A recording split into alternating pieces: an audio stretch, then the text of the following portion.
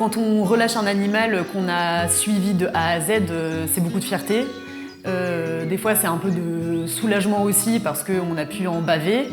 Mais oui, c'est particulièrement avec les oiseaux, c'est vrai que c'est vraiment quelque chose, je pense, qui nous touche en plein cœur de le voir reprendre son envol après l'avoir vu en phase d'hospitalisation à l'intérieur, le voir ensuite évoluer en volière, mais quand même toujours dans un espace restreint. Et là où c'est bon, il a accès à tout le ciel, enfin, c'est quand même quelque chose de magnifique.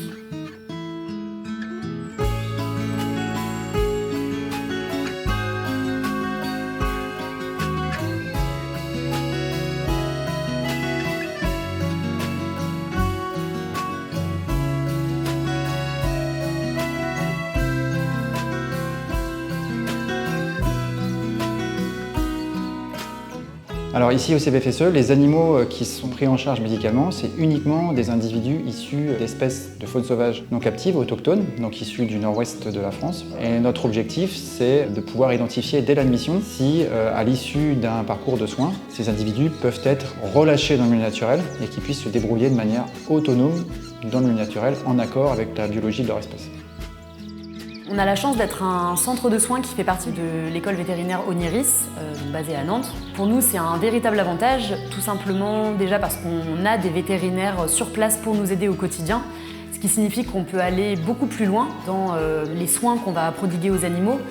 Typiquement, on est en capacité de faire des chirurgies et donc sur la totalité des animaux qu'on prend véritablement en soins, c'est 60% qui sont relâchés.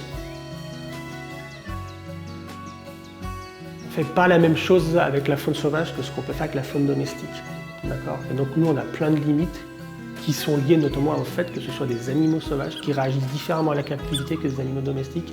Et donc avant de ramasser un animal sauvage, vraiment se poser la question. Est-ce qu'il est réellement en détresse ? Est-ce qu'il a besoin d'une assistance ? Et si je le ramasse, est-ce que je suis capable de faire l'effort de lui trouver une structure d'accueil ?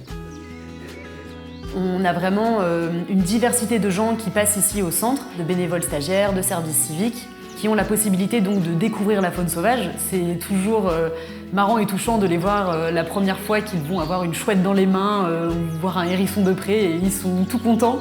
C'est vraiment quelque chose que j'adore de transmettre ce savoir que j'ai accumulé depuis que je travaille ici, de faire en sorte de ne pas garder ça pour nous, mais que ça puisse permettre à plein de gens derrière d'avoir un meilleur comportement s'ils trouvent un animal dans la nature ou également simplement de mieux connaître la faune sauvage.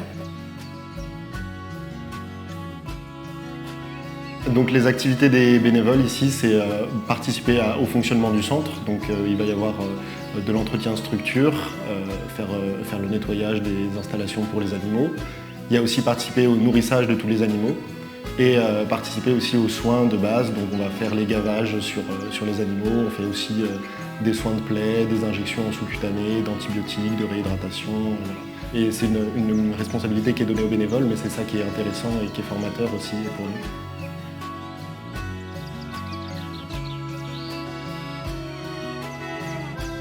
Pour protéger la biodiversité, il ne faut pas mettre tout sous cloche. C'est pas comme ça qu'on va procéder, d'accord ? C'est réapprendre à connaître la nature, réapprendre à les animaux, redécouvrir les animaux de chez nous, savoir comment ils vivent, et surtout pour les préserver, il faut les laisser tranquilles.